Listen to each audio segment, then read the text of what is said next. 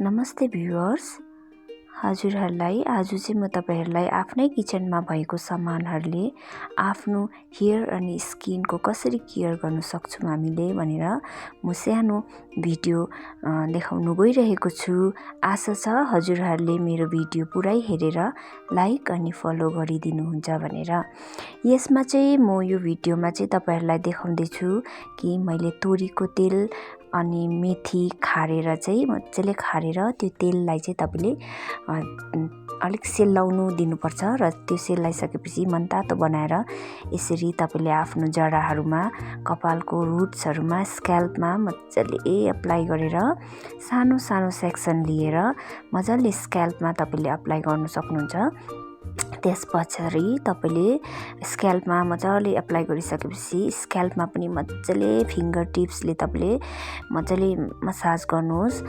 मजाले मसाज गरिसकेपछि तपाईलाई रिल्याक्स पनि हुन्छ र बाँचेको तेलहरु तपाईले यसरी कपालमा मजाले अप्लाई गरेर मजाले त्यसलाई पनि तपाईले मसाज गर्न सक्नुहुन्छ जसरी मैले भिडियोमा गरेको छु। यो चाहिँ मैले अलिक छिटो गरिरहेको छु किनकि म चाहिँ भर्खर नानी स्कुल पठाएर चाहिँ आज चाहिँ घाम पनि लागेको छ।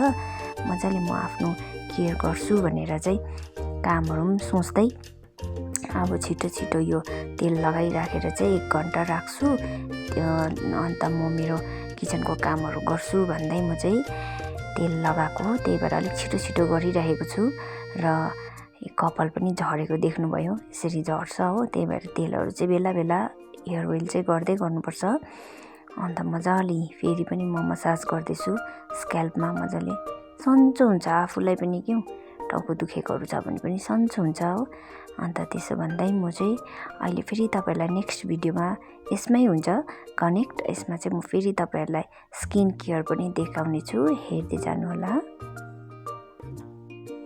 मैले चाहिँ 40 मिनेट्स भयो हेयर ओइल गरेर राखेको। अब चाहिँ म फेस क्लिन्जिङ गर्नु गइरहेको छु।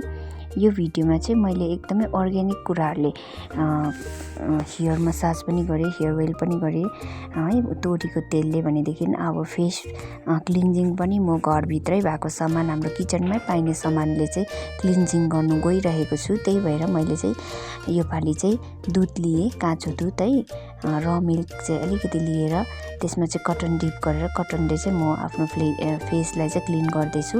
तपाईहरुले चाहिँ यसको सट्टा जे पनि लिन सक्नुहुन्छ, जुन चाहिँ पनि क्लिन्जिङ मिल्क तपाईहरुको स्किनलाई सुट गर्ने जे पनि तपाईहरुको प्रोडक्ट जे लिँदाखेरि पनि हुन्छ। तर मैले चाहिँ गाईको दुधले मुख धुदैछु है, मुख पुस्दैछु।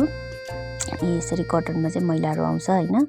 अन्त अब हामी यो भिडियो चाहिँ विशेष गरी म जस्तो महिला जो चाहिँ बाहिर गएर है आफ्नो घर नानीसँग व्यस्त हुने, घरको कामले नभ्याउने मान्छे घरमै बसेर पनि बाहिर गएर पार्लरहरुमा गएर एक्सपेन्सिभ प्रोडक्टले फेसियलहरु गर्नु नसके पनि घरमै बसेर पनि आफ्नो स्किन केयर गर्न सक्छौं भनेर चाहिँ मैले यो भिडियो बनाएको।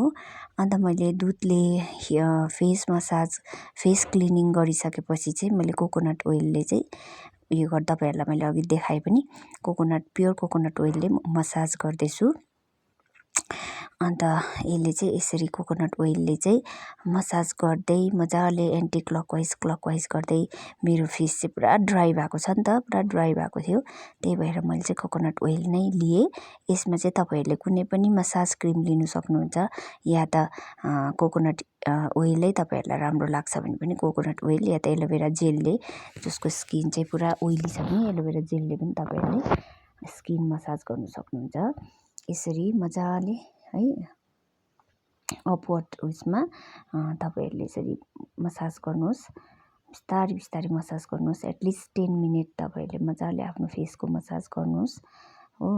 अन्त टाउको दुखेको स्ट्रेसहरु है, कोही बेला हामीलाई चाहिँ एकदमै स्ट्रेस हुन्छ नि त, केही गर्नु मन लाग्दैन है।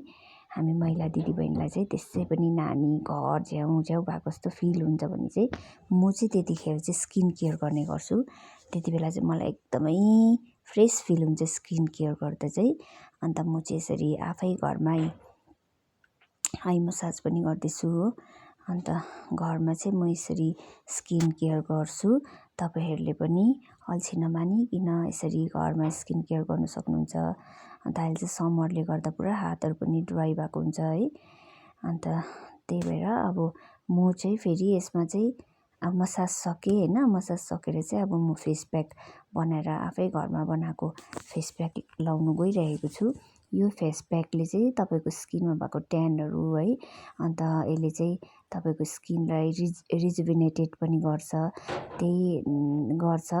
अन्त यसले चाहिँ एकदमै स्किनलाई ग्लो आउँछ। यो फेस प्याकमा चाहिँ मैले ओट मिल्क है, ओट्स त्यहाँदेखि मिल्क है, अन्त हनी हालेर अलिकति टमेटोको पेस्ट पनि, टमेटोलाई पनि मैले उयो गरेर हालेको छु, यसको जुस है। अन्त त्यस्तो प्रकारले चाहिँ मैले गरेर मजाले, खासमा चाहिँ कोकोनट ओइल लगाएर चाहिँ मसाज गरेर मुख धुनुपर्छ अरू बेला हुन्छ है। तर म यही माथि फेस प्याक लगाएकोले गर्दा मैले चाहिँ धुइनँ है। यसरी नेकहरूमा सबैमा, मेरो अब नेकहरू सकेपछि म फिङ्गर्सहरूमा पनि, हातहरूमा सबैमा लाउँछु है। त्यहाँदेखि चाहिँ म यसरी सबै जग्गा लगाउनुहोस्, विशेष गरी माथि फोreheadमा हाम्रो ट्यान हुन्छ घामले गर्दाखेरि, अनि आँखाहरू जोगाएर आँखामा चाहिँ पस्नु भएन। अन्त त्यहाँबाट तपाईँको ओठहरू पनि फुटेको छ भने ओठमा पनि त्यही मास्कलाई तपाईँले हल्का मसाज गरिदिनुहोस्, ओठ फुटेको पनि जाती हुन्छ यसले।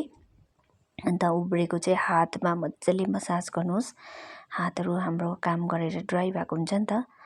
अन्त मेरो चाहिँ सुकि पनि सक्यो हो। अब म नुहाएर फेरि नुहाइसकेर चाहिँ म हल्का मोइस्चराइजर र सनस्क्रिन लाउँदैछु। अन्त म चाहिँ एकदम फ्रेस फिल गरिरहेको छु है।